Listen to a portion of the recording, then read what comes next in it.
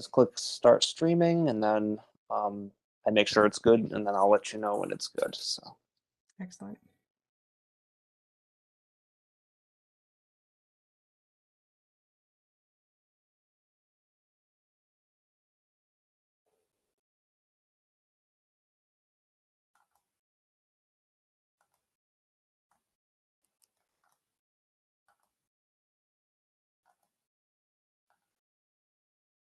All right, you're all set.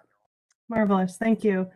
All right. Good evening, everyone. This is a meeting of the West Hartford Conservation and Environment Commission held via WebEx on May 23rd, 2022.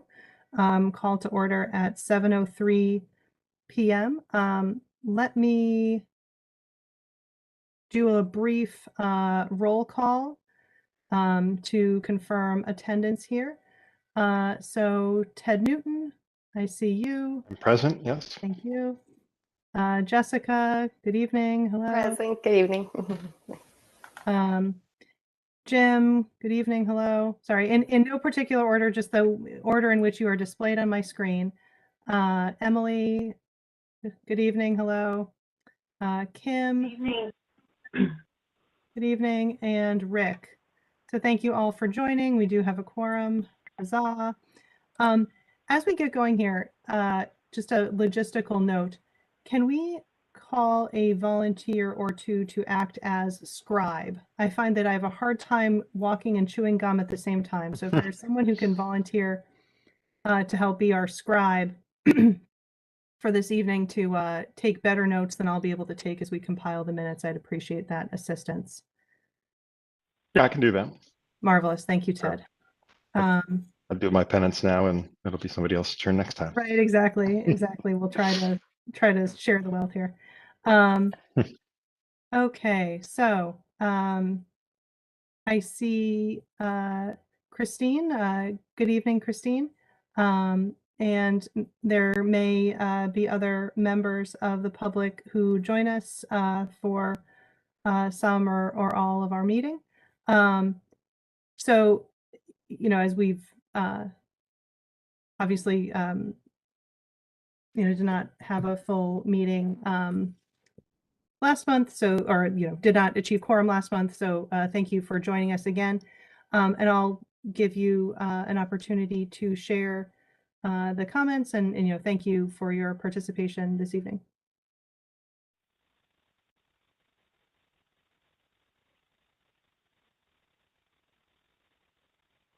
Are you talking to me? Yeah, please go ahead. Please. Okay. I want to say that I'm happy to see that that you're still talking about the gas-powered engines, and I'm looking forward to that discussion. I do have one request. If you could please post the minutes of the meeting, because I think the minutes of the meetings are not, March still hasn't been posted unless I can't find it. And if that's the case, if it is posted, would somebody please send me the URL, because it's not posted where I expect to see it in the boards and commissions under the Conservation and Environment tab. Okay, thank you for that note. I will be sure to I think it's because we didn't approve the meetings from March. So would they be posted before we approve them? Because we didn't have a quorum in April to be able to approve the minutes from March. That is a good point. In my experience, they are posted before the next meeting. I guess you could correct them, but I don't know, maybe ask someone on another commission. But it does help people like me to kind of keep track of items as they go along. I mean, I can see it's on the agenda, but I missed the March meeting because I think the agenda wasn't posted. Anyway, whatever. If maybe ask someone what they would typically do. Okay, thank you. Thank you. No, I think you're right that they would normally be posted in advance and then voted upon and corrected as needed. So we will follow up with the look up there on that. Pardon? Okay. Okay, thank you for that note. Any other comments, or we can, any other public comments? We can circle back towards the end of the evening as well for reaction to discussion items. Okay, hearing none. Okay, back to the topic of minutes. Can I have a motion, or will any discussion on the minutes from March 28th, any corrections, what have you on those?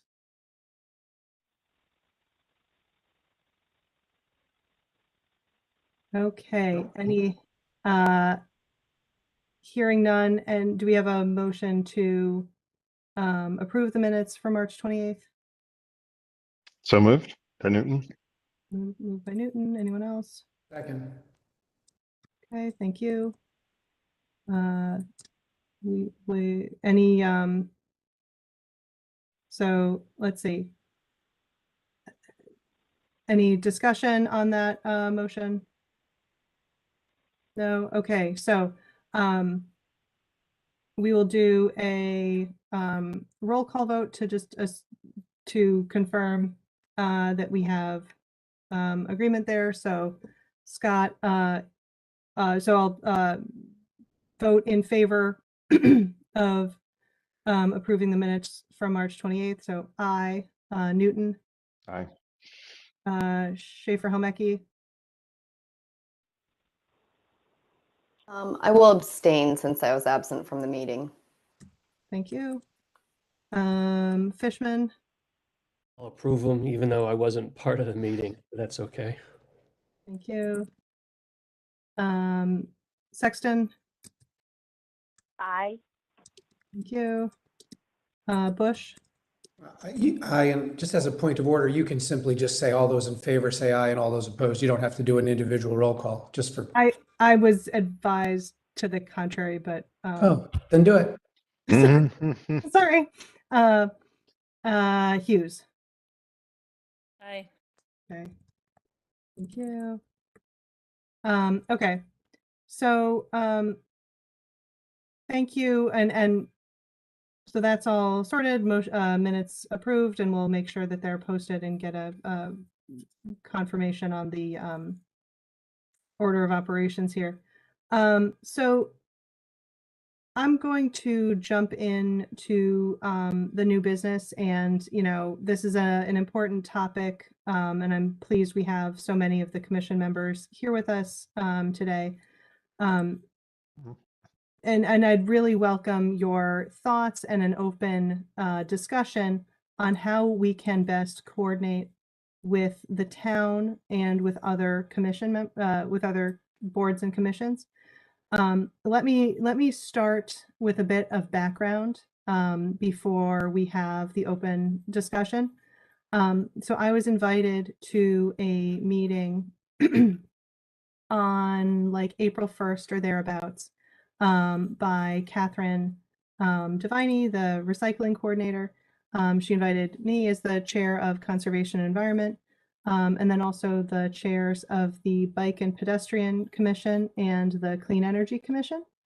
And it was, the purpose of the meeting was to introduce, the chairs of these commissions to the new interim town manager, and also to begin a dialogue. I'm not sure how or when this effort began. Again, I was invited about May 1st to participate in this call, and that was the first, I'd been involved. But anyway, so we, as the Conservation and Environment Commission, have been invited / advised to coordinate with Bike, Pedestrian, and the Clean Energy Commission to kind of brainstorm, collaborate, etc., on our respective roles and responsibilities. And then, whatever comes from that will need to be memorialized in a resolution or ordinance, what have you. So I want to be clear that there will be the kind of collaborative meeting conversation phase of things, which will at some point culminate probably in ordinance updates. The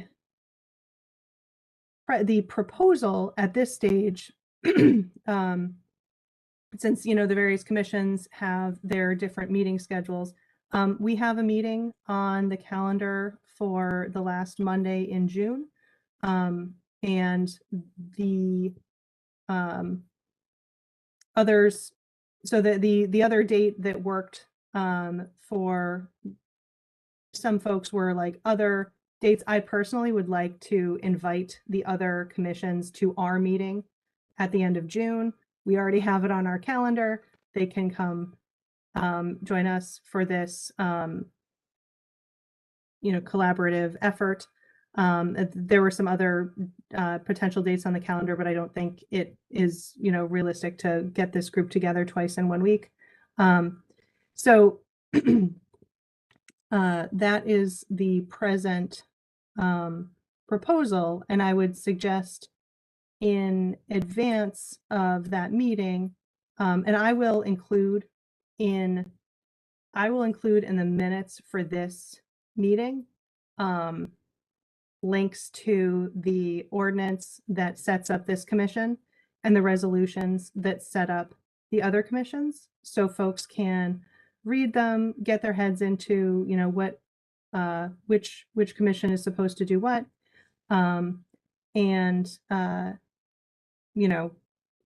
be prepared to engage in that conversation next month about how we can better coordinate.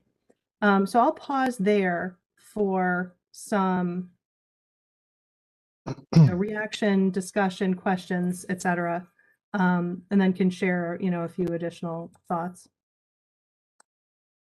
Two questions from me, Ted Newton, Commissioner here. One is that I think in the information that you circulated for today's meeting, there was a tentative date for May 25th. So that one is not going to happen, I guess. Correct. Okay. Yeah, All right. because like that was floated some time ago, and the plan had been for each commission to discuss amongst themselves before the larger meeting was convened. And since we didn't have our meeting in April, Okay. we wanted to have this meeting today so we can discuss, our role, discuss, our approach to interfacing with the other town commissions, and then can come together next month to meet with them. Okay. Other question was, I know that the Sustainability Advisory Group had presented to the town council, I believe, maybe 3 months ago. Mm-hmm. And I was just curious if anything has come out of that you know of, from either discussion with Catherine or just seeing any kind of emails that would be important for us to know about. I personally don't have any information on that effort, and I have not seen that group on the discussed among the attendees. I'm not so I guess one of the topics that came up in this meeting or this call I had with Catherine and the other chairs was basically, what is the difference between a task force and a commission and an advisory group, and what are the various legal responsibilities associated with each of those roles? Because it could be that one of, as the various groups consider their charge more fully, they might come to the conclusion that a different format would suit their needs better, and that could potentially be part of this. Anyway, all that's to say, I don't have any information on the Sustainability Advisory Group. Does anyone else on the call? I was also part of the Sustainability Advisory Group, and Ted, so did we exchange emails? I'd hoped that someone provided the link so that you guys could watch that presentation. Yeah, we did do that. So Yeah. it wasn't, Maybe so you yes. provided that, Ted? Yes, I think I did actually, soon after, because Julia had sent that around to all the task force members. And so since I think we talked about it at our March meeting, then I just forwarded it on to everybody on the commission. But I was just curious if there was any kind of feedback from that, Yeah. not Well, just what the presentation was, but what the impact might have been. no, and that was my comment was going to actually be first, I definitely, it's so Conservation Environment Commission relevant. I think I would strongly recommend that everyone watch it. It's 30 minutes. That presentation is 30 minutes, almost minute to minute.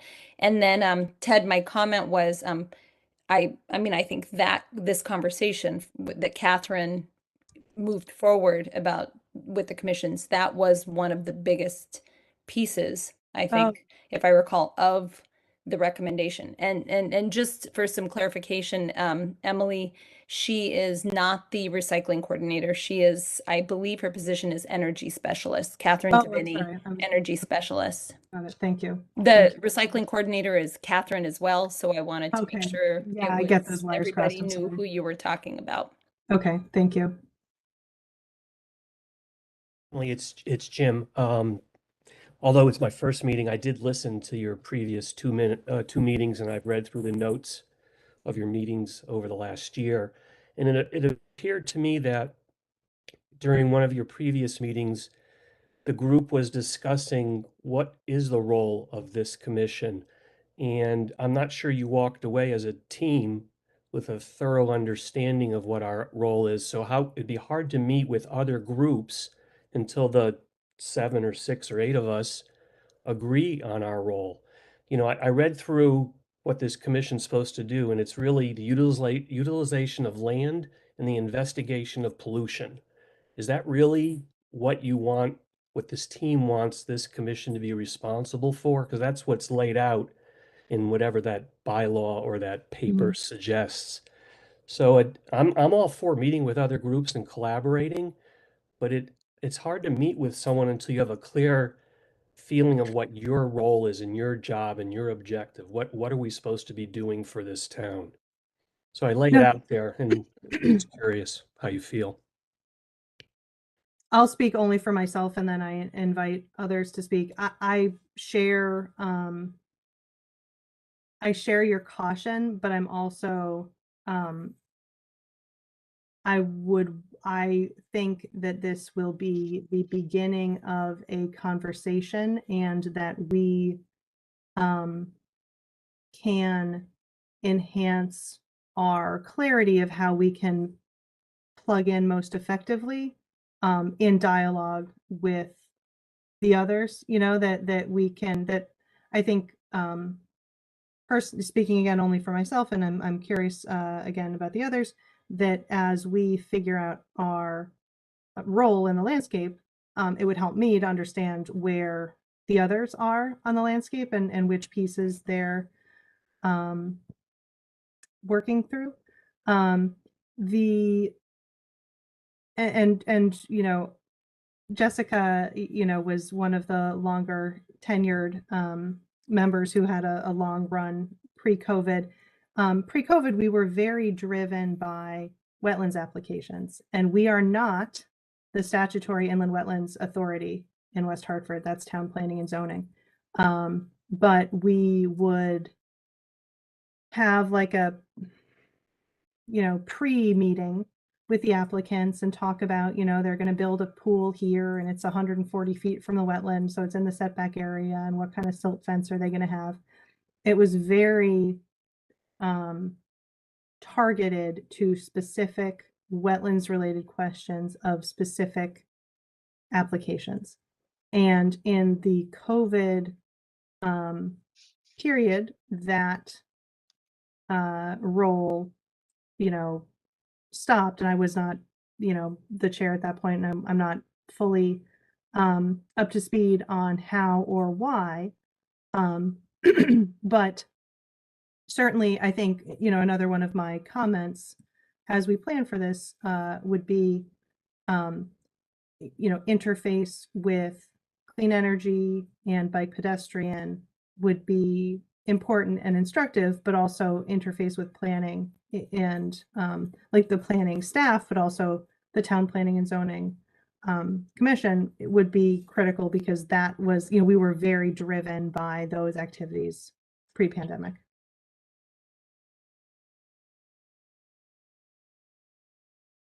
I don't know, anyone else, please share. I was your wondering thoughts. actually, oh, excuse me. Please. I was wondering, did you receive any feedback that there was kind of a gap now? I mean, if the commission's focus shifts, like, would there be a loss to their decision-making process if they didn't have the pre-interview notes? I have not, I personally have not received any such feedback. I would be curious if others have. I'm sorry that Sean isn't here tonight because he had reported hearing something. I don't know, Rick, if you had, you know, through your grapevine heard anything. So I have not heard anything specifically, but I think it's certainly worth asking in a formal way. And I stress that we're not the Town Inland Wetlands Authority for a couple reasons. One, that, you know, we were not formally approving anything. But so just to, you know, help everyone understand what our role actually was. But two, to stress that, you know, that critical function is still being performed. We're just not involved. Emily, if I might jump in for just a minute, I attend the Clean Energy Commission meetings regularly, and I was also on the Sustainability Advisory Group. So there's some overlap, and I don't remember exactly which meeting I heard this in. Catherine Devaney was in charge of both. Well, actually, Catherine's not the chair of the Clean Energy, but she is the staff person. But when it's come, actually, this idea of realigning and redefining has come up a number of times in clean energy. And always the statement has been that it's been so long since conservation and environment was defined that the description is not relevant, which is basically what you were saying. But it's really, that's really the sense of those who are talking about where that's being talked about. I'll chime in now. Jim, I, like you, am pretty new. I started, my first meeting was in January, and I have some of the similar questions. So I went back and looked at meetings even like a year ago to try to understand our group a little bit better. Something else that I did was to go and look to see what other conservation commissions are doing in our state, and that was very helpful and very instructive. And so I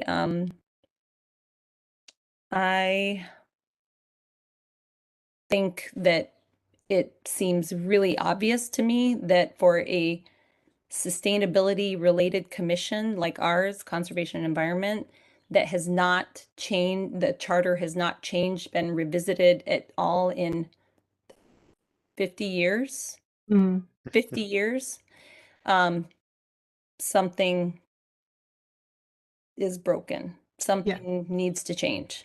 And so I'm very eager, though, that said, to have this meeting with the other commissions, people that are also really connected to a lot of sustainability efforts. And I think, like Emily said, yes, would it be nice to have more of an understanding within our group? Would be nice, but I could just almost imagine a scenario where we are learning so much and hopefully changing so much that the role that we play will change dramatically. And like if we try to figure out who we are based on the work that has been done in the past years, I just don't think that that probably will be very helpful at all. So I'm eager to have that meeting in June. And then one more comment. One more thing that I just have been really wanting to establish within this Conservation and Environment Commission. And I think you guys have done, gone around and answered this. We don't need to do it at this meeting, but I'd love to understand. Maybe we can do it by email communication, but I'd love to understand what everyone's um, environmental background is, what your interest is in your background and knowledge, and just so we know what everyone's bringing to the table. I think we can fit that into this conversation about what our role should be, and it would be appropriate to take like 2 minutes each to do so it's like on the record, and part of the public, part of the public meeting. Obviously, we have to, for like FOIA, make sure that the public's involved. So, I guess, Kim, if you wouldn't mind, like going around the horn, you can start and introduce yourself, and then we can just go around the room with a brief, like couple minutes of what brings you to this commission. I think that would help us get our arms around what we each bring to the table and how we can move from here. Okay, terrific. Sure. 2 minutes. Stop me, like give me a signal. I am an environmental educator. I do a variety of things. My background is in mechanical engineering. I have a business degree. I worked for Thule Car Acts, but life events have, led me in this direction. I teach children, and I have a nonprofit in town that is focused on understanding our food system, access to environmental education. I am a master gardener, and I also have an organization in our town that is focused on helping people understand the damaging impacts of lawn pesticides and fertilizers. And, I basically live in this world where I'm communicating with people all day, every single day, about the impacts of our actions. Of course, a lot of that involves equity, inclusion, and really understanding deeply the indigenous history of our land and the wisdom that indigenous people offer us even today, and bringing it forward, because that's, I believe, what we need, at least one important ingredient that we need to make change in our community. So I'll pass it to, how about Rick? I'm not sure if I can even begin to follow up that resume, but I have to say that I share and echo a lot of the sentiments about our environment. I mean, I'm on this commission. I enjoy it. I definitely enjoy the gardening aspect. I have an acre. Trout Brook runs literally right through my backyard. I look out my window and it's right there. And I have a lot of wildlife, and I'm very conscious about fertilizers and pesticides and even microplastics. I watched a carpenter the other day run a piece of AZAC trim through a table saw, and it created a white cloud of particulate dust of plastic. And I was thinking to myself, that's not very good. I can't believe that's good for our environment. So, I've been on this commission for, I think about 2 years now or so. And I think the very first meeting that I went to, I was like, so what's the point of this commission? What do we do anyway? And I think that there's a purpose. I think that we need, as a group, to get behind something. And I think one thing I've learned about local politics in the town of West Hartford is if you feel passionately about something, you can make big change. And, I mean, I don't know if any of you are aware of my brief and, illustrious political career, but, I started off doing this because my basement flooded because of an MDC issue. And, I educated myself about the entire sewer system. And, because of me and the efforts that I put forth, we now have an agenda with the town to fix our sewer systems. And in the process, cleaning Trout Brook and cleaning the Connecticut River from sewage that overflows every time it rains, and everybody's basements and all that. So I think that for us to be an effective group, all we need to do is really rally around a cause. We get ourselves energized about something, and we can, instead of it just being one person, it's 6 or 7 or 8 people all pushing an agenda that we feel passionate about. So I think that's really the benefit of this commission, is that we have a group of like-minded people who can try to solve problems that impact the town. So That's my 2 cents. Thank you. I just, if I could jump in for a moment, I see that Sean has joined. Hello, Sean. So I was briefing folks on the efforts convened by others in town leadership to get together, the Conservation and Environment Commission, the Clean Energy Commission, and the Bike Pedestrian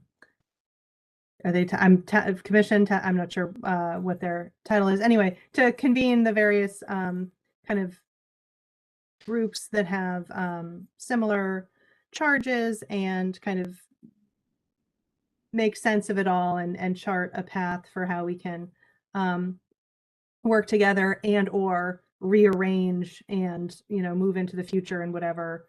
I won't prejudge that we'll each stay what we are, how we can do whatever it is to serve the town for the next, hopefully hopefully it won't be 50 years before it's revisited again, but maybe it will be. Anyway, so we were each at Kim's good suggestion going around to share our background in what brought us to the Conservation and Environment Commission, and if that's relevant to the topic of how we should be working in the future, please go ahead and share that. So let's see. Thank you to Kim and Rick. I guess who wants to go next? Or I can, because I'm already talking, and then I won't put Sean on the spot immediately for having joined us. So I can go whenever you want, so you just let me know. All right, you can go after me then, and then we'll circle back to everyone else. So my name is Emily Scott. I am a West Hartford native and proud graduate of the West Hartford Public Schools, Duffy Sedgwick Conard. I returned to town to raise my family because it was such a great place to grow up. I am an attorney in private practice here in Hartford, and I focus my practice on environmental matters. I'm primarily in the transactional and compliance space. So if you had a manufacturing facility that needed permits or got a scary letter from EPA, or you were looking to sell and wanted to, negotiate the environmental provisions, I focus my practice on those areas. So I think about environmental issues, every single day, and wanted to give back to the town. So think about the environment, want to give back to the town. So this, I guess, was a natural fit. But the sustainability issues and that I can't claim any particular expertise on some of the bike issues, etc. But anyway, that's a bit about me. I guess, Sean, would you like to share what brought you here? Sure. Thank you. Can everyone hear me okay? Mhm. So I'm doing this from my car. I think We see- what brought me to the sea, sorry? We see you're parked, and we thank you for that. Oh, no worries. What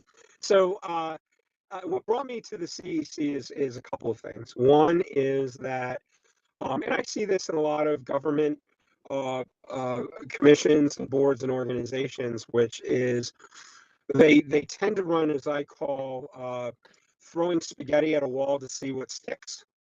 And so to a certain extent, I've heard a kind of common theme with a couple of folks, Rick, I heard kind of you say, right, which then a lot of times when you do that, nothing gets done. And there didn't seem to be any type of strategic focus or strategy as to what certain boards and commissions were done. In addition, we've had, we continue to have, but we've had a lot of one-party rule in this town, and because of that, there are certain things that permeate all of the boards and commissions within our government organization, and and at times I've noticed that there are certain there are certain one second. There's certain types of thought. We seem to have not a we seem to have a homogeneous thought process many times. I've been really happy to see how I think the CEC is actually different and has changed over the past 2 or 3 years. that I've been on the board. But I've seen a lot of decisions with boards and commissions in town that have created a lot of unintended consequences. And so I really wanted to participate in certain boards and commissions to say, hey, when we think about the environment, we think about conservation, when we think about our town as a whole, we need to think beyond just certain one rule thinking, and we need to be able to collect an environment of many ideas from other folks around town, that could be a silent majority, could be a silent minority, but would have a voice in making sure that we have effective uh, effective processes, effective strategies that actually are implementable and at least avoid as much as possible unintended consequences from decisions. So that's one of the reasons why I joined this organization and continue to serve. Thanks. Thank you. Actually, speaking of that, you had, sorry, if I could, in a prior meeting, maybe December timeframe, I understood this. I don't want to speak for you. I had received or understood a message, whether or not that was the message intended, of a intention to resign and get replaced. Are you like still kind of thinking in that direction? Or are you intending? No. That is, no, that's still the intention. Okay. The biggest issue right now is obviously since March, we've had everything from, we've had elections, and conventions. I think we just finished our last delegate convention tonight. So it's been, which is why I'm late. So because of that, as chairman of the RTC, I feel it's important that I give someone else a chance to be in this place. We just haven't been able to do it because of everything that's been going on. The good news is now we've had our last delegate meeting tonight, and I'll be able to focus on attention. I have identified someone for the role, so hopefully we'll be able to make the change in the next month or two. Got it. Well, we have enjoyed serving with you, and we'll welcome the new person in due course. I was just curious because you gave us a nice long runway on that, so I just wanted to make sure I understood the intention. Okay, let's see. Jessica, would you mind sharing your perspective? Sure. So I did environmental liabilities for an insurance company. Then I got my master's in environmental policy analysis, got my law degree with a concentration in environmental law. And then currently I work for the Connecticut General Assembly, staffing the Planning and Development Committee, which has a lot of overlap with municipal issues and inland wetland, planning and zoning, permits, all of that. So it kind of has a similar overlay. That being said, because of that position, as people may have noticed, I generally can't come to meetings for about half the year, which is not ideal. And similarly, certain things there's a little bit of since this isn't an elected position, it's okay. But I work for the nonpartisan segment, which is you can't have anyway. This is a very long way of saying that this probably will be my last meeting unless they can't get anyone to fill my position before the next meeting to maintain a quorum. But yeah, similar, it's been just wonderful. And I think not to usher you off more quickly than you. No. But I think, my understanding of how we calculate quorum is the percentage of active members. So if you were to resign and remove yourself from the situation entirely, you wouldn't be in the denominator either. Okay. All right. No, I can ask too. My husband actually also has the same job as I do, but he staffs the General Elections Committee. So he is like the expert on all municipal or all like meeting procedure and election rules. Sean is nodding like he knows something about this question. Yeah. But No, you're right, Emily. It's I believe according to the according to the rules, the quorum is calculated by the total number of um outstanding members. It's not by, in other words, a total number of outstanding active members, not total number of outstanding members itself. so So in other words, if there's 10, if a quorum needs to be 40%, Yeah. there's 10 members, right? And all 10 members are active, then yes, you need 4.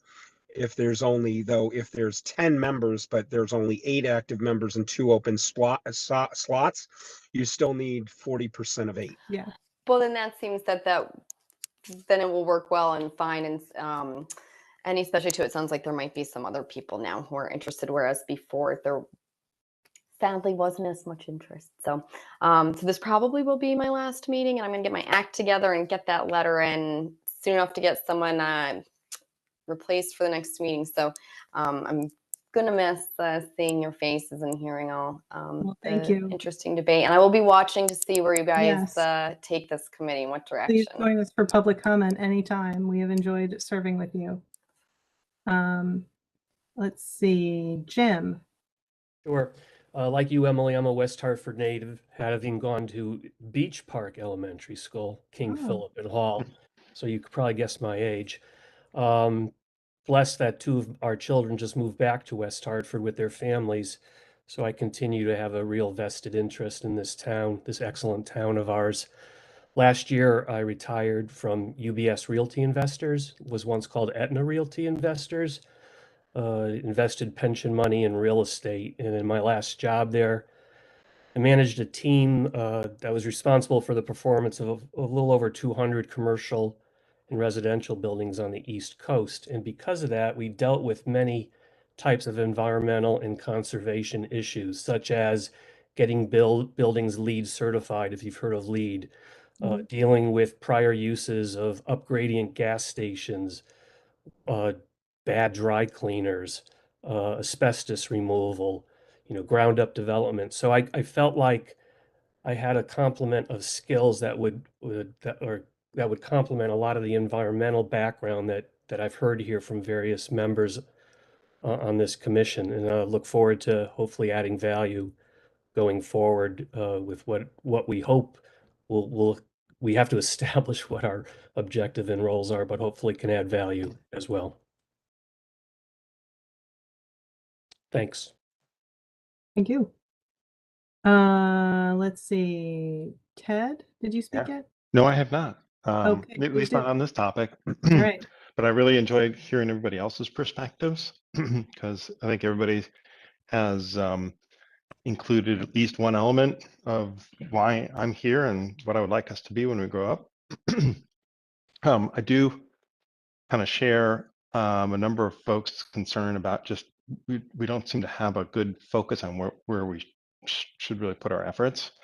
And so I too am very excited about this meeting. I think, and I've written to the town manager and the mayor before on this, thinking that we do have a number of different commissions and groups that are focused somewhat on sustainability and for the environment. And it would really be, I think it behooves us all to really look to see what the focuses are, not on each individual commission, but in concert, really looking at what types of groups we should have in the town going forward. And Kim, your point about our charter hasn't changed in 50 years, I think is really telling one, because the environment certainly has, and certainly the work before us and before the town is certainly a lot different than it was 50 years ago. And environment means a lot, something totally different. So I think we need to really think about what do we do as a town to address environmental concerns and sustainability concerns. And I think the task force was really good in the sense that it really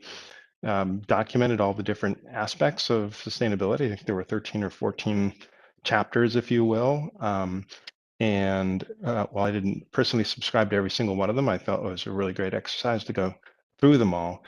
My personal interest is not necessarily in the environment per se, but it is in things like waste management and how do we reduce the load of waste that we send to other towns, and how do we handle that? There's a lot of inefficiencies and waste in the whole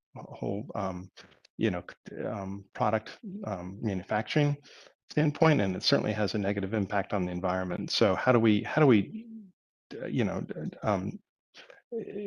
look at that in the town, and what are the limits of what we can do as a town, but then how do we lobby the state to do different things? So I just feel like there's a real need for us to not just say, oh, wouldn't it be nice if we do, the butterfly pollinator gardens? Yeah, it probably would be, but we need to step back a little bit and say, okay, what's the responsibility of each organization? Let's make sure we have people in those groups that really want to, handle that particular focus, and then kind of realign where it makes sense. So that's all. Thank you. Let's see, Emily Sexton. Hi, thank you all. So just by way of background, I did not grow up in West Hartford, but moved here many, many years ago with my husband. And we chose this town because we heard just so many wonderful things about the school systems, the, community atmosphere. So many wonderful friends of ours had moved here and raved about this fabulous community, and it certainly delivered that for us in so many ways over the last almost 20 years. So it definitely feels like home. And when I will say that while I am not professionally, employed in any way that directly impacts the environment, like many of you are, I had a strong interest going all the way back to middle school. I remember I job shadowed an environmental lawyer, and I grew up down on the shore, and my decided at that point I wanted to go on to become a lawyer, and an environmental lawyer in particular. And I was going to take on Dow Chemical and Millstone Power Plant. So that was kind of the aspiration as a youngster. I grew up, I did become a lawyer, but not an environmental one. But I've always remained very, very interested in environmental policies. And, on a personal level, we've had some family members and a close friend who have developed some significant health issues related to, I think Rick mentioned pesticides. And so I have a particular interest and concern. I'm really conscious about how that impacts not only our environment, but also how it impacts human health, animal health, and how, what part we can play as a community member to be aware of what we are putting in our soils, and which eventually gets to our, food and water sources. So very much a personal concern on that level.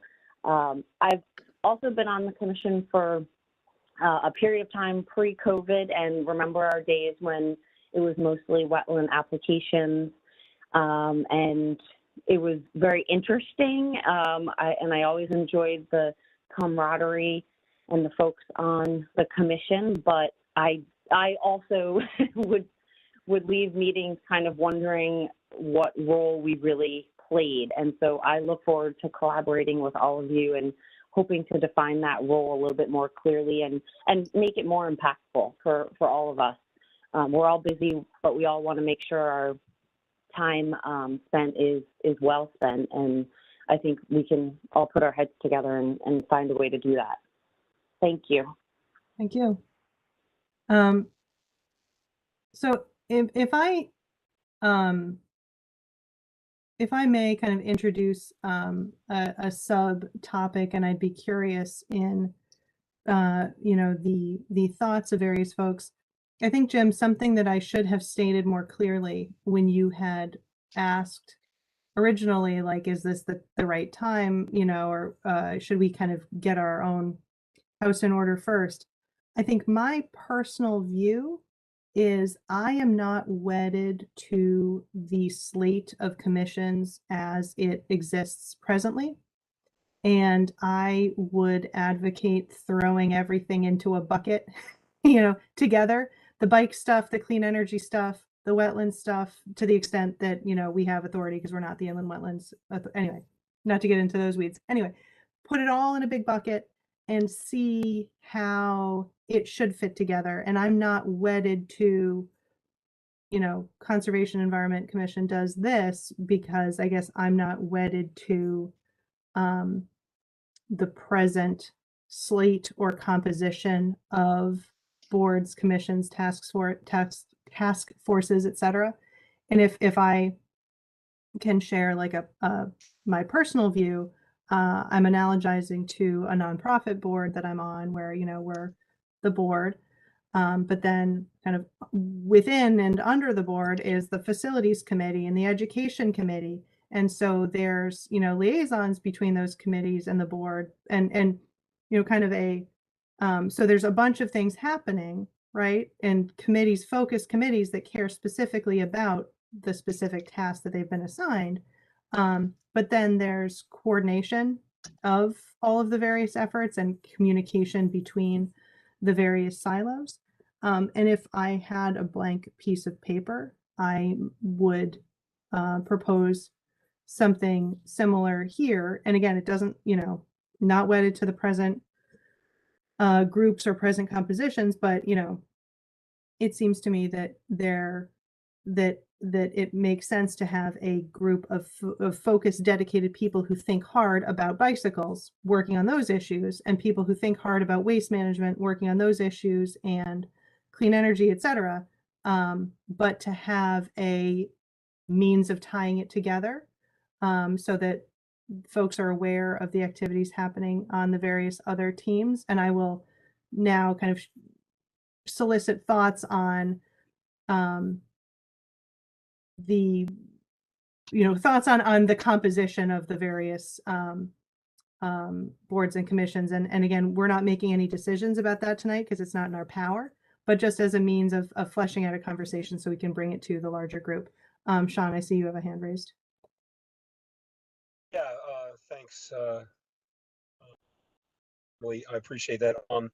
So I would tell you that a couple of things. I love what I'm hearing, and to Rick's point earlier, right? I do think I don't necessarily think we should concentrate or focus on one particular item, but I think I like the direction that Rick was going, and I think where you're going, which is, I think what we need to do as a commission is start to decide what are the top 3 to 5 things that we want to accomplish as a CEC for this year, and what areas of focus do they fall under, right? Do they fall under cycling? Do they fall under waste management?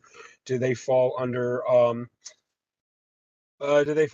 noise reduction? Do they I can't believe I just said that. A few other things, right? But what I think that gets to my point about, originally joining CEC in the first place. And if you remember, when I first joined with Matt, we did kind of start to do a strategic focus. We started to kind of get to that, but we never got the chance to finish it. And I would love to see us start to do that, which is where we start to take we look at things in a 1 or 2 year standpoint and start to say, okay, what do we want to do over the next 2 years? What are the top, of all the priorities that West Hartford has, or we want for West Hartford, what are the top, 3 or 4 items that we really want to focus our attention on? What category does it fall under? And then how do we get from point A to point B? I think, and then how do we communicate that to all the other boards and commissions so that they better understand who we are and what we're about, and we're not to the other Emily's point, we're not just rubber stamping wetland applications. Kim. So I would just take it one step further, maybe, and say, instead of what we want to do, and maybe you meant this, but I would look at this West Hartford community landscape and say, what does West Hartford need that is, anywhere in the realm of environment and conservation? And I have like 10 things that jump out at me. Like, for example, education, which happens to be, something that I like to think and talk about a lot.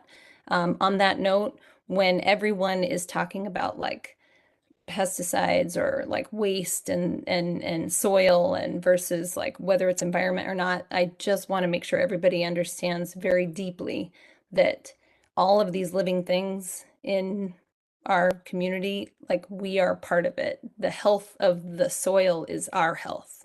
That is like core to understanding the way the environment works. And so if you didn't see it that way already, I would love for you to start thinking about it like that. And then one more thing. So something that I had brought up before was pollinator gardens, not because like that is the only thing I like to think about, but pollinator gardens, for example, is something that a lot of other towns in our state are doing. They're, big projects that involve maybe the municipality, the resident, the business. It's, great for community building. It also just starts to draw attention to what is around us, the green spaces around us that a lot of people start to look past. And so I don't know what that demonstrates other than these issues are not seeing, one small slice. They are very connected to each other. Maybe that's the important thing I wanted to convey. Yeah, I'll just chime in on that one because, and I'm sorry, Rick, I just saw your hand. So do you mind if I go ahead of you? Go I'm ahead, assuming you Go said ahead. yes. And so I'm in total agreement with where Kim is on this. I just think that the Pollinator Gardens is, as an example, might be one where it would be really hard for the commission to get behind it as a commission, only because one or two people may have a passion for that particular thing, but others on the commission might not, or there's no way to really coordinate with other people who are on other commissions or not even on commissions at all, but in West Hartford who might be really interested in doing that.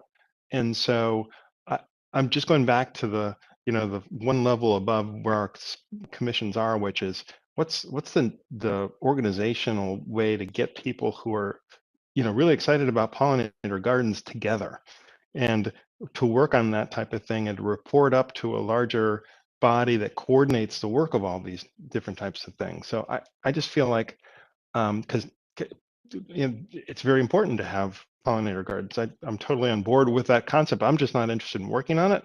So but I am interested in working on other types of things that would be beneficial to the environment. So how do we get those people to work together in concert, coordinated with the town, resources, advertising for like-minded people in the community to get together so that there's a lot of synergy to this? Because one thing, the problem we have with the commission right now is that we are very different people, I think, in many respects and have very different interests. So for us to agree on like, oh, we should all just roll up our sleeves and work on this particular project for the next 3 months, I don't think that's going to happen. And I don't think it's a particularly good use of our resources either. I think our resources ought to be more in terms of voting and setting direction and working with town staff to implement policy and communicating the needs so that people who really do want to work us on one particular issue can do that effectively.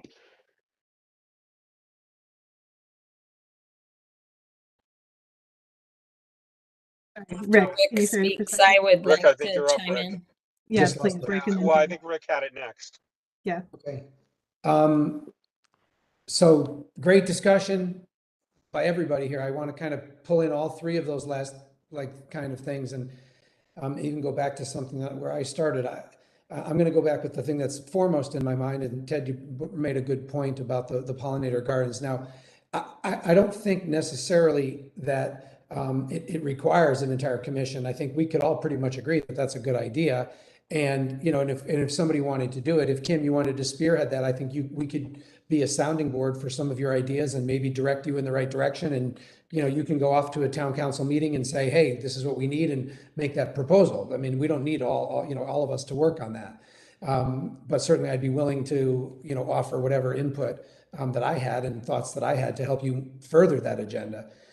I think the other thing that we need to take into consideration and also keep in our minds is that West Hartford has been, the petri dish for all of Connecticut politics. It's the sort of the beginning of the stages of a lot of people's, thoughts of greater political desires. And as we start to establish policy, we shouldn't think of it as what's good for West Hartford. We should have enough confidence in ourselves and in our little 8-person commission, by the way, very well attended by very successful and people who have made things of themselves, that we should think about it as how are we going to impact the entire state or the Northeast corridor or whatever. Let's not just say as West Hartford. Let's just say as we go as humans out into the world. And the idea that meeting in person, I think, is also going to be much more helpful for us.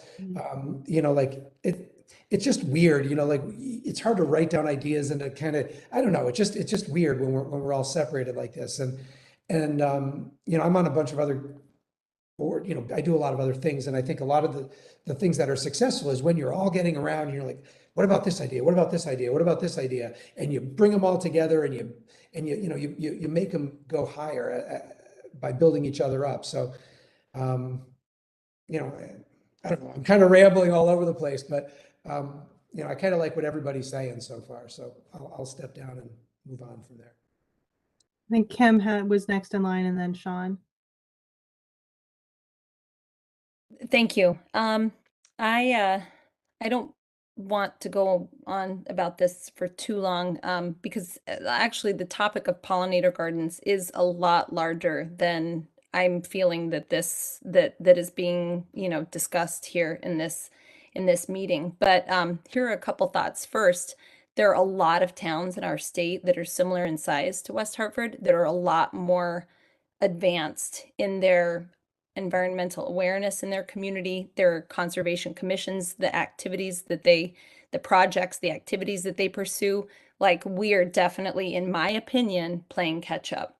I know this through the Sustainable Connecticut framework, where you can go, and I highly recommend you go to Sustainable Connecticut and you can look up the actions. So this is broken out into like 12, 13 items, and you can find out, okay, so for example, Pollinator Gardens, I'm just going to go back to that. It's under land use. So you can go and take a look at land use and see what actions towns are taking to improve land use, which is like soil quality, water quality, air quality in a town. So again, are you starting to see like, oh, wow, this is big.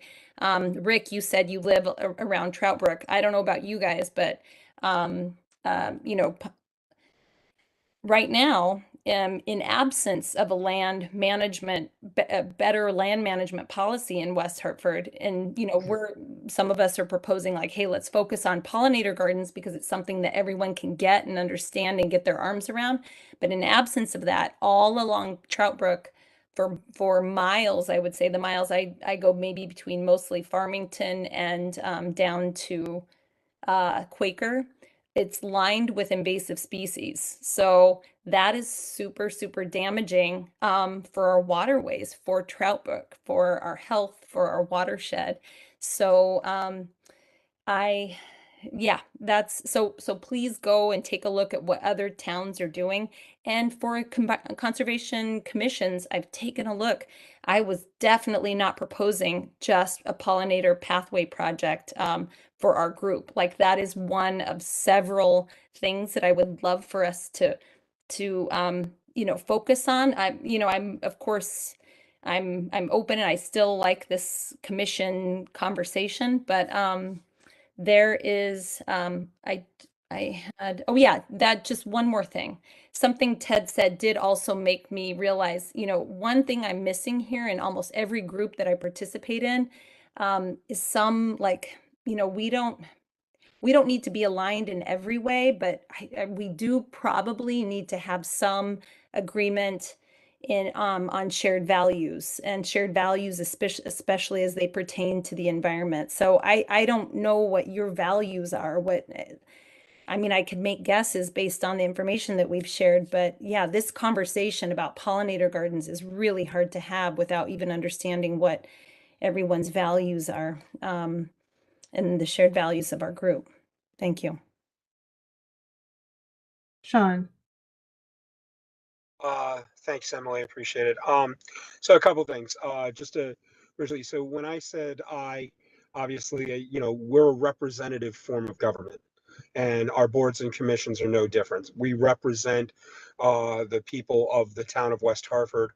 As you know, we're voted on by the town council, which is also a representative form of government. So when I say I like to do this, I am speaking for what I believe and what I've had conversations with constituents within the town of West Hartford. With that said, so I think that's one of the things that we need to keep in mind as far as prioritization of what we're looking to do. So while, and I would argue that much of the state has actually said West Hartford is ahead of the curve as far as when it comes to conservation and environmental issues. So I think it's not just one particular item. What I would also say is what I would like to see us do as an organization is to start to put pen to paper on what are those things that we want to think about. So if it's pollinator gardens, let's get that down. Let's have that as one of the things. If it is getting rid of invasive species along the Trout Brook River, great, let's talk about that and have that as one of the ones. If it is what is going to be done with the Yukon property that's across the street from my house, and how are we going to get rid of some of the toxic waste that's in that area? Yes, let's talk about that. If we're going to talk about that, also let's talk about is one of the things that should fall under our jurisdiction that we should think about prioritization is the St. Bridget campus, and whether or not you're going to have some of the similar issues that you have with the Yukon property. Are we going to have similar issues with the property with the St. Bridget campus? So the biggest thing is what I want to do is have us prioritize things based on the importance to the town and also the feeling of the folks in the town. And if we don't think that we're well represented here in this group, I would also, say let's put a list together. Let's prioritize that list, and then let's bring that list to the town and get feedback from them as to what we think. Right? Is having a pollinator garden more important to them than deciding whether or not the renovation of the St. Bridget campus could leak toxicity into the soil and water? So is it more important for us to focus on that versus another? We may be able to do both, but I think that that's the type of direction that I'd like for us to take and think about. Is we have a lot of priorities in this town. What we need to do is start to figure out and prioritize what is most impactful to the town, what is most beneficial to the town, and what is most important to the town residents. And it could be any number one of those things that have been mentioned, but I think we have to do it in a strategic manner. Thank you. Thank you. Jessica. You're muted. Sorry about that. And I've in the back of my mind, I think for a couple of years, possibly now, as we've been discussing what direction to take things, and even before, when we were kind of weighing in a non-voting capacity on some of the applications, like if there was ever a conflict of opinion on what we thought about an application, or, like at a high level, I think it would be great for this commission to even set down how you make decisions. Is it by vote? Does everyone have to agree? Is it by, just even how you're going to make these decisions, so there can be some sort of like an end, like, okay, we're calling it, we're going to sit down, we're all going to vote, and like have some resolution, some action, some box that you've checked and said, okay, we've made this decision. Now the next question is, how are we going to go about executing this? And I think, for what it's worth, as someone who, won't be participating, I just always thought that would have been like a really, I think, satisfying thing to have made a decision and knowing that you've made it and can act on it then. So maybe even just as a step one, you guys could consider just saying, how are we even going to make these decisions? Mm-hmm. Does look like that will be one topic on the late June meeting of the Yeah. various commissions and boards. Oh, So oh, Have we wonderful. had an issue with that? Well, I I think- guess that's my question. I apologize, I wasn't recognized, but No, I mean, speaking only for myself, we were very seldom, if ever, in a position to make an actual decision on anything because we are not, again, I keep saying it, we are not the statutory inland wetlands authority. So our meetings with wetlands applicants, we weren't making a decision on anything because that wasn't within our power. And we would prepare kind of reports for the town planning and zoning commission on, the wetlands status of these and impacts of these applicants. But again, there was not an actual decision. So like, for example, and Jessica, like, let me know if this is what you're thinking. And I'm so sorry, Kim, to keep picking on you in the Pollinator Gardens. But like, for example, an ask could be, Kim makes a proposal to say, I would like to stand up a pollinator garden and native species task force or subcommittee or whatever it would be called. We'd say some variant of, sounds great, or, we don't think that's within our charge or whatever, but assuming like there would be some like concrete ask and some actual decision, which Yes. I think would be, to use your words, a satisfying means of executing something. And then if that task force were stood up, there would be kind of the following activities. Sorry, Sean, I see your hand is up. No, but I just wanted to mention we did have that, right? It's been few and far between, but I'm thinking most recently the electric powered, gas powered equipment. We had a vote. We listened to the townsfolk, and we came up with a decision on a direction. So we've definitely done it, but it's been, as I mentioned before, it's a little bit been more reactive than Right. proactive. Right. It's been somebody's come to us, asked us for either our stamp of approval or our thoughts on certain things, and then we've taken in public comment, we've listened, we've debated, and then we've voted and came to a decision, and that vote was by majority vote. So I think I think we do have that, and it's been successful. But to your point, Emily, I think that you're right. What we haven't had is the process or procedure the other way around. Reactive, we have that process in place. I don't think we have that process as to be proactive. What do we do? And I do like your thoughts. Again, not picking on Kim, but right, if Kim wanted to do the pollinator, I love using the pollinator gardens because I'm probably be a fan of it as well. But my point is yes, there needs to be a process as to what gets done, how it gets brought up in a proactive manner, and then how do we decide to move forward. And I think it's in place. We just haven't had the practice of doing it because I would say that our committee has always been looked at one as a reactive, not a proactive one. Mhm. Thank you. Thank you. and I would second what Sean just said, and also to just go back to the point where I think we really need to look at what commissions and boards do in West Hartford, because for all we know, the Clean Energy Commission is having the exact same conversation right now about pollinator gardens. So there needs to be some level of coordination as to like, well, okay, which body should really take the lead on this? How do you go about it? Do you recruit people from the town? What kind of town resources are necessary, if any? And, going back to Sean's question about priorities. So, everything's got a fiscal impact. If something doesn't have a huge financial burden, then that might be an easier sell than something else. So I just think all that needs to be coordinated. And I'm hoping that the exercise in late June between the three commissions and town staff would come up with some good ideas about how to allocate the work and the responsibilities and set some procedures that would really give us some confidence that if we want to do something like that, it's like, oh, here's how we handle it, and here's the next step, and let's put it on the docket. And so we propose it this month, and next month we vote on it. Something as simple as that.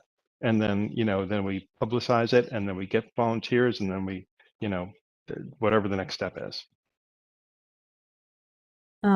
Kim, and then I guess just for everyone's planning and being respectful of your time, I think, we're not, I think the only decision I'll ask for tonight is for, having the group agree or not to invite the others to our meeting next month.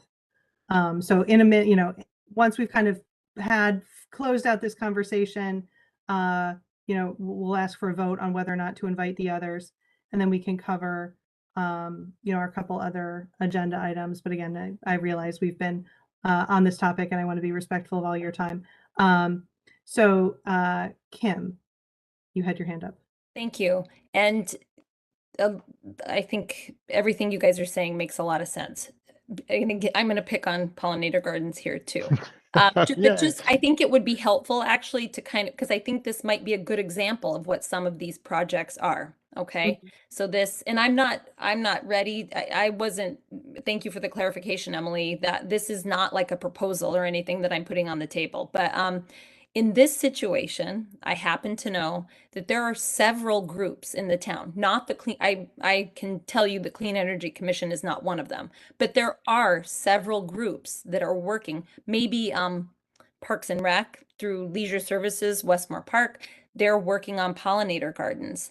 We have connected finally after too long, I would say, after too long of a period of time, we finally have connected and are like, man, we should work on some of this stuff together. What I happen to notice and know now, being a part of this commission and the Sustainable Connecticut, or this Sustainability Advisory Group, is that other towns have this structure where they support this, pollinator project. Then these groups that I know are working on this can come together. They're nonprofits. These are people who are willing to do the work, but there's a little coordination that might happen between them. This commission could be just that body that's like, I don't know. I don't know if it's the place where the information comes, or if it's that we're the ones who give them the nudge. I don't know, but it's these groups who need to come together, and at times need to have maybe at like the voice, or the the ability to communicate and educate in our community, that comes with a commission, like just some. And I'm not, just to clarify, like no dollars here, just kind of a little bit of a coordination effort or something like that. But do you see the need that has arisen from this, like people who are willing to do the work, people who are willing to raise the money, but just needed probably a couple years ago, like a body to say, hey, this makes sense for our town. How about you, land trust, you nonprofit, parks, why don't you guys get together and work on this instead of like burning this time? And Pollinator Gardens, again, more when this is a part of the conversation, there is a lot to learn about the impact on this air that you're breathing and the water that you're drinking. So we'll be happy to put that on the table down the road. Emily, if I can just say one thing.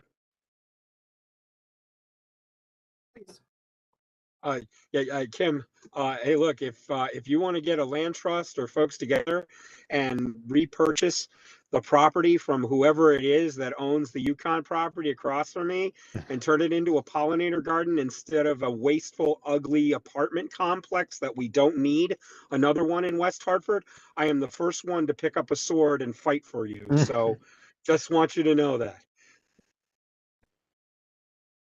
Thank you for that. All right. Any final discussion points on this topic? Okay. So I'm going to ask for a motion to invite the Bike Pedestrian Committee and the Clean Energy Task Force and appropriate town staff to our meeting next week, or next month, sorry, end of June, to discuss these issues more fully. You know, as moved. Catherine, yeah, thank you. You Do we need a have second? Sure, yeah. I'll second it. I'm allowed to do such things. Okay. I'm going to do a roll call vote because I was advised to do that. So let me, This is the meeting on June 27th, is it? correct. Okay, June 27th. Yep. I just want to make sure our minutes have it. Yes, thank you. Okay, so I'm going to go through in rough alphabetical if I can keep everyone straight. Okay, Rick. Yes. Favor. Okay, Sean. Yes. Jim. Yes. Kim. Yes. Ted. Yes. Jessica. Yes. Scott. Yes. Sexton. Yeah. Okay, super. Thank you. So that motion carries. I'll let the others know that we're happy hosting next month. Thank you for that productive discussion, and I look forward to continuing it.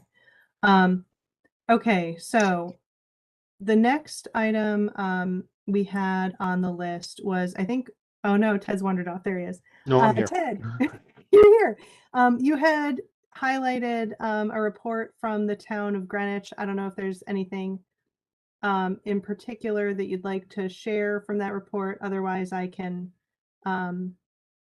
you know, simply include it with the minutes as an example of something that other towns have done. Yeah. So, gosh, it was Matt, I think, who Was brought it it to our Matt? attention. Sorry. Yeah, a couple of months ago, and so I thought it was a very well written report. It was very very interesting. Had a lot of good information in there, and I'm sorry, I wasn't thinking If I I'm could talk about this too much, but that's okay. No, No. as I recall, I thought it gave us a good roadmap Mhm. to considering how, if there was sufficient either desire from the town council or feedback from citizens, how we would go about an education campaign for the benefits of switching from gas powered to electric or battery powered lawn equipment.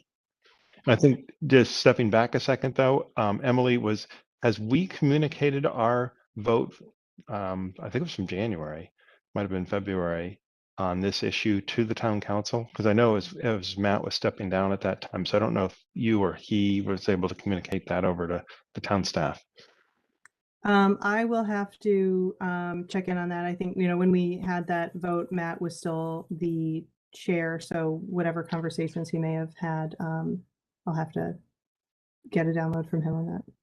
And I would imagine the town council has been busy with the budget, so even if there was conversations, it would probably be good to reiterate that information.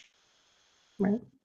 Emily, one I read it and I thought it was somewhat a little bit unusual that if you read through all the health and safety factors, go to the conclusion, they're saying let landscapers use gas-powered blowers in the spring and fall. So they go through all this health and safety issue, but it's okay, continue to use the machines, just not in the summer. I guess Well, that was the conclusion. I think some of the depth of that issue comes from spring and fall being times of the year when the load is the heaviest. One of the main objections is that use of the gas-powered appliance lawn equipment is being used not as it was intended, like for grass clippings and things like that. I think many towns have gone a lot further, but that is like one of those middle ground, you know, like stopping points or transition points for towns.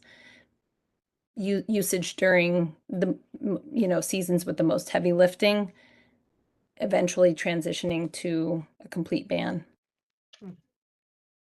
But it wasn't clear to me, Kim, that they were trying to get to a complete ban there. That was my takeaway. But I guess you're reading through the lines a little bit there. No, I agree with you, Jim. Yeah, The I other just thing wanted too- to provide some of the background of Yeah. that issue. Yeah, thank you. I mean, I listened to you guys talk about this 3 or 4 months ago, and I also think it's almost hypocritical for us to say stop it unless West Hartford takes the lead as a town and stops using the machines themselves before you force that on the residents. Yeah. I thought that was, I don't know how much you guys talked about that, but I thought that would be an interesting perspective. And the other thing to consider is if you tell landscapers to go to electric and they buy all electric, they're just going to pass on those costs to all of our residents who use landscapers. And we have to think about the ramifications of that too, as well as the pollution aspects. So there's a lot to that topic. And I wasn't part of that conversation, obviously, when you had it 3 months ago. Yeah, and I guess, I think some of those issues you're highlighting are examples of why we did not advocate a ban, but rather, an education campaign where, people can, continue, as they have. And I think you're exactly right that the large landowner perspective. I think we had someone from Rockledge, or was it Rockledge or one of the other golf courses? We had someone from one of the golf courses who had, management responsibility over a really significant piece of land, come talk to us about that perspective. So like, not to relitigate that, I thought but it was Hartford Golf Club. oh yeah, okay, thank you. And again, just to add a little bit of a wider view here, the people, the landscapers themselves who can wear equipment but don't often wear equipment are bearing a very heavy health burden that, I'm guessing not many of them have insurance, and, in some way, probably the cost for their health care is coming back to citizens as well. The toxins in our environment are expensive, the damage to the soil, the air pollution that has an impact on our health. I mean, some of those things that has a cost. I don't know what it is. I'm not saying that I do, but I turned it off soon. Sorry, Ted, we can hear you. Sorry about that. Coordinating activity in my household at the same time. This gets to one of the things I want to say, Emily, which is, where I assume we're not here to rehash the vote. We took the vote. Let's move on. And that's one of the things I want to avoid. Is it seems like every once you get that where you have a vote is cast, and then it seems like it never ends. And I mean, if that's what we want to do, is run as a commission, is keep having the vote until and then maybe the vote changes. Keep having the vote until it changes. We're going to lose integrity and respect here. So, I would suggest as far as this, we've made our vote. We need to make our vote known to the town council and the town manager and move on. Thank you for that perspective. Okay. I just want to second what Sean said. I think we need to move on from it. Okay, sounds good. So I'm going to share in the minutes that report as an example of an educational report. And we're not gonna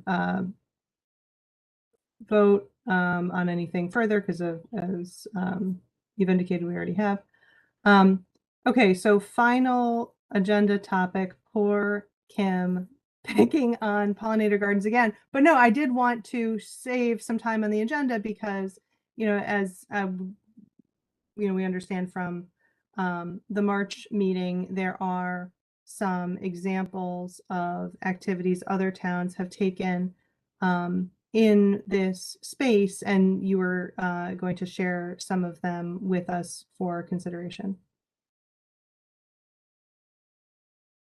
Thank you so much, Emily. I think that I have shared plenty, and I do plan, I'm hoping or assuming that this will come up again in a more formal capacity. So I think I have like lists of towns. And one more plug for everyone, if you are curious about where we stand relative to other towns, there everything you need to know, not everything you need to know, but there's a lot of information on the Sustainable Connecticut website. So we can talk about real concrete things that are happening in other towns. On the gas blower issue, pollinator projects, it's all there.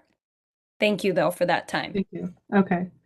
We did, whether you liked it or not, we did weave your remarks into the other discussion. Okay, so are there any?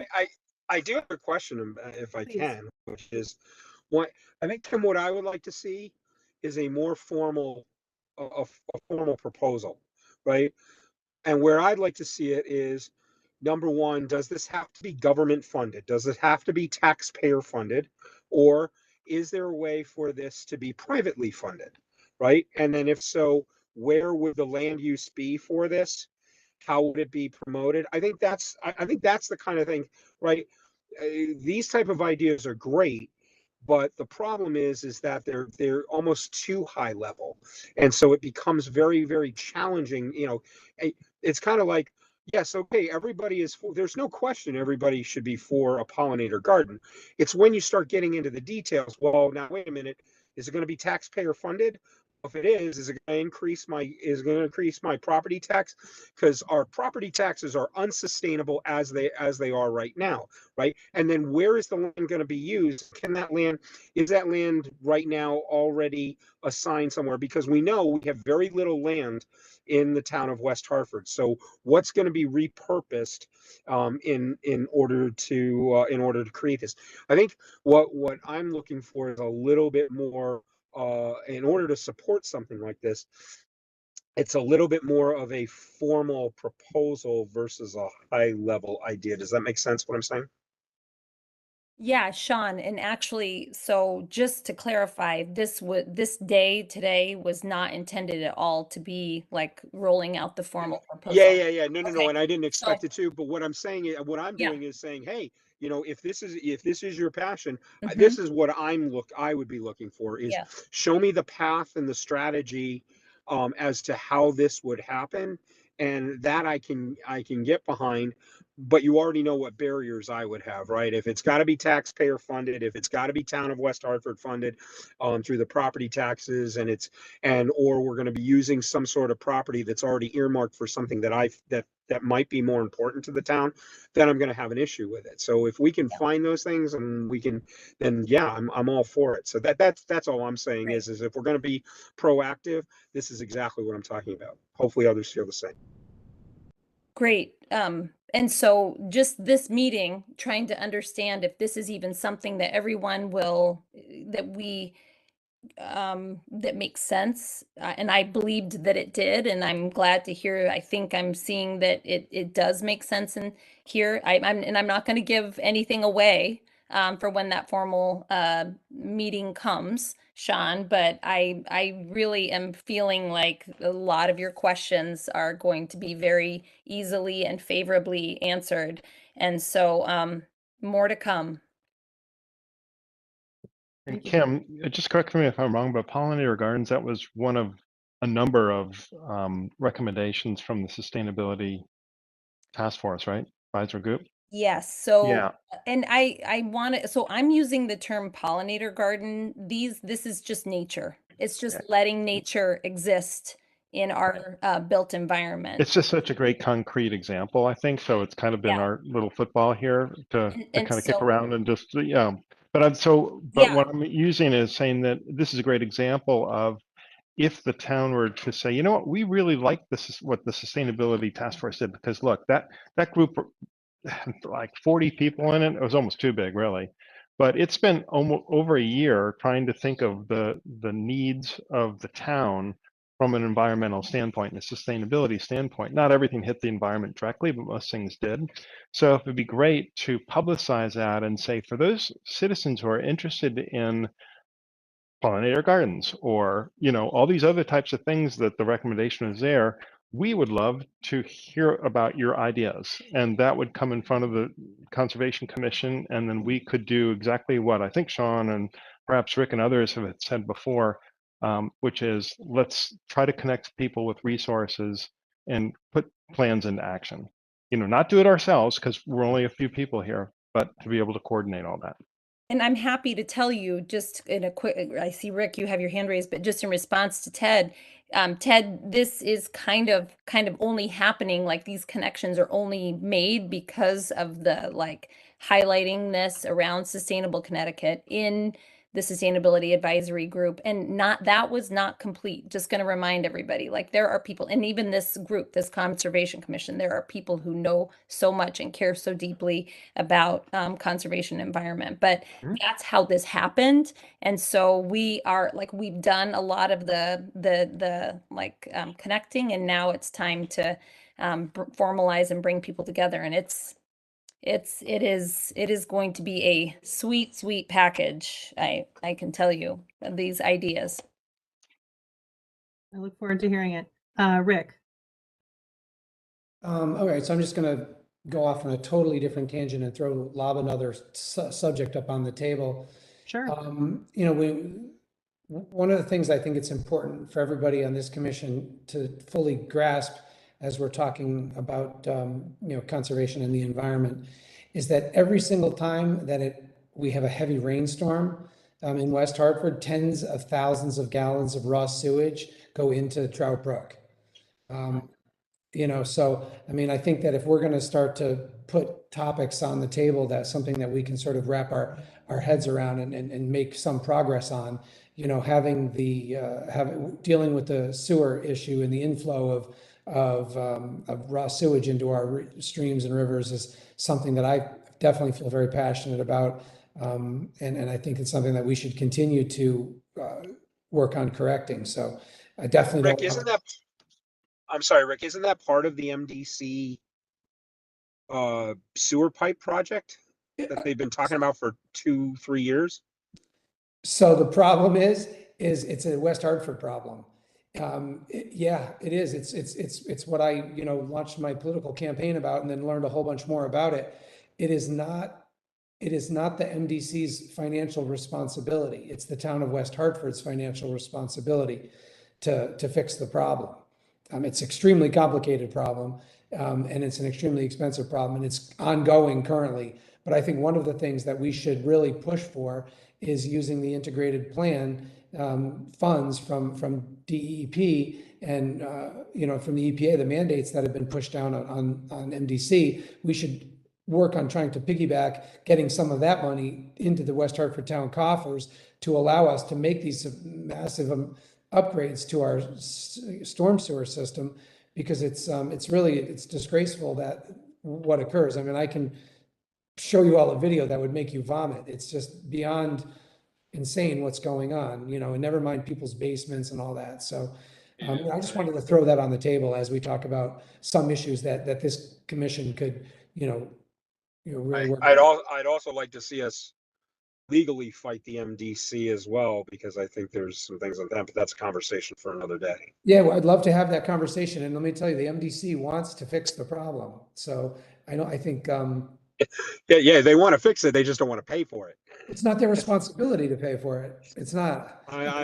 I think there are others that might argue differently, but I agree. You can argue whatever you want. You'd be happy to have the conversation with you, but based on the last 2 years of everything or more than that, almost 4 years now that I've been working on this, it's the town of West Hartford has a separated storm sewer system, and it's an MS4 community, and it's West Hartford's responsibility. So it's not really it's all in black and white. So, but anyway, I'd love to have a conversation offline. So, yeah. And I just wanted to bring that up. I need to leave, so in the next couple of minutes. So I'm just warning you as your scribe for tonight that Thank you. somebody's welcome to take over the scribe duties. I think that Emily, might be... I just had one quick question. Someone said they had there was a 30-minute summary of the sustainability meeting. Is it easy to find that? I emailed it to you, Jim. All right, thank you. Appreciate it. You're Thanks. welcome. And I think it's on the town website too. Okay, thank you. Kim, you might know, but Thank you. Yeah, I think it is. I Okay. thought I saw it there. All right, I think that might be our cue to disperse. So I move to adjourn 8:41 p.m. Second. All right, second. Well, thank you folks for this discussion. I look forward to discussing again. Thank you for your service, Jessica. We will miss you. Please turn out for public comment opportunities. Thank you. All right, thanks folks. Good thank night. you, everybody. Have a good Good one. night. Thanks, everybody.